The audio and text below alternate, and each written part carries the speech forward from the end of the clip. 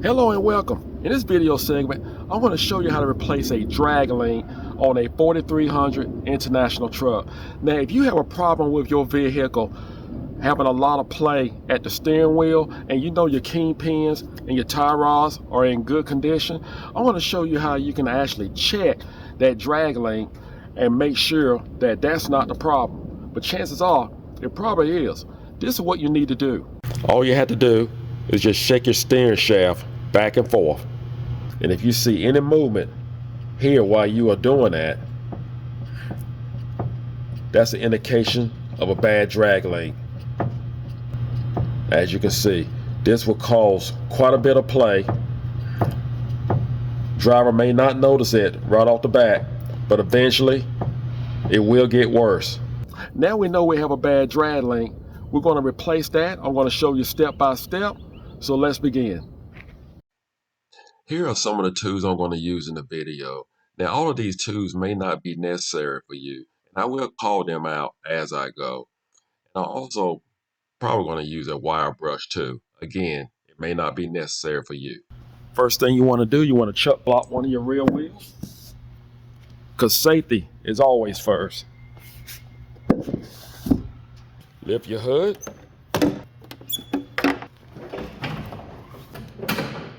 Pull up your parking brake. Carefully lift the front of your vehicle. Support your vehicle with jack stands only. Do not trust a jack. You will find your drag link on the left side of your vehicle. Here's our drag link. We have a cotter pin here, and we have a cotter pin here. We'll take a wire brush, clean it up so we can actually see what we're doing.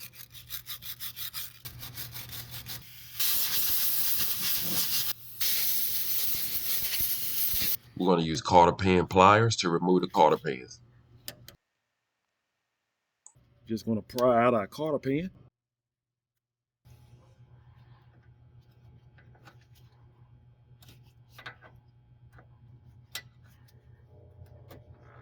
We're going to use a 1 5/16 socket, 6-point impact.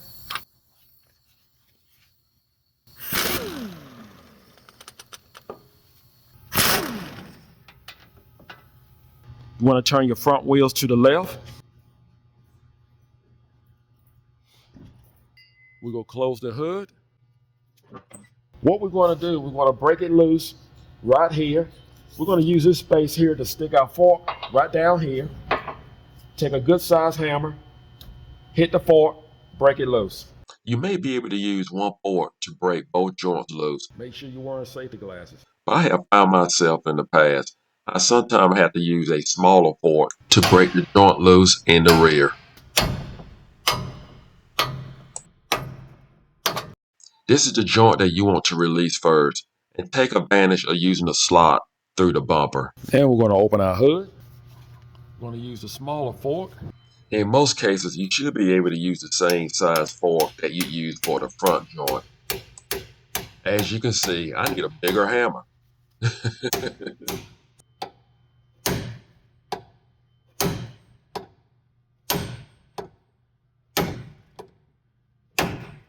You know, sometimes you get tired of being Mr. Nice Guy.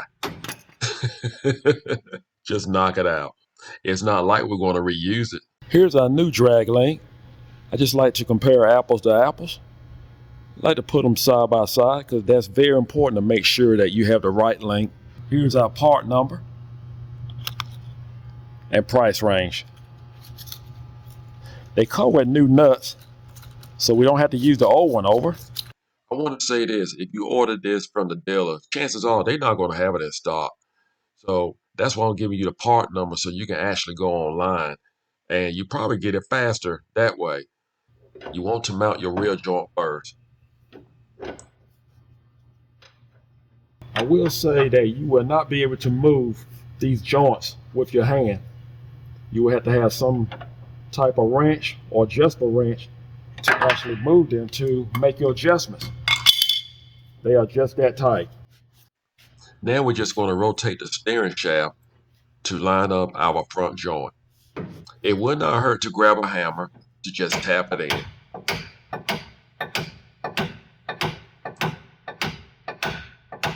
There we go. Install our nut.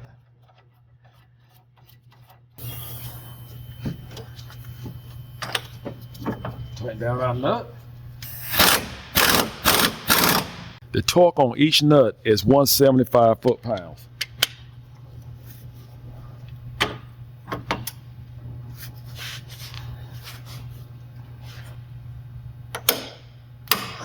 It's very important that we have the slot lined up with the cotter pin hole. So we need to find that hole. I believe it's right over here. Right there. We're off just a hair. We're going to move it over a little bit. We're going to turn it clockwise. We're not going to go counterclockwise. After that, just install your cotter pin. I did not receive cotter pins with this drag link, so I just want to give you a heads up.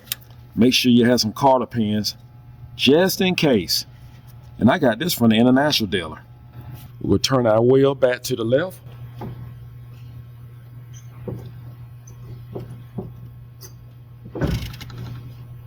That gives us much more room.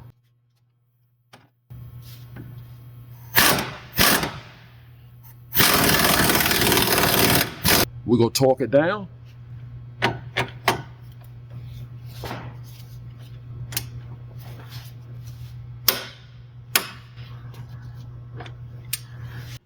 Install your cotter pin. I'm glad I have some cotter pins in stock.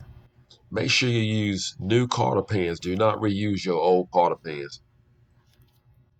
Good enough. Now it's time to grease our fittings. And just want to make you aware, once you replace this drag link, your steering will be a little tighter, and that's good. Let's not forget our front joint. That's all it takes to install your drag link. Raise your front of your vehicle and remove your jack stand.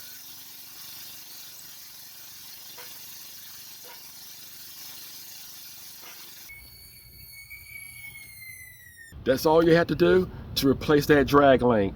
And what a big difference it's going to make. Your steering is going to be much more tighter. Who wants to be on the highway on a truck with a lot of play in the steering? So don't play around with that. Just follow this video step by step and you cannot go wrong. I hope this video was helpful. Do not forget to subscribe. Take care and God bless.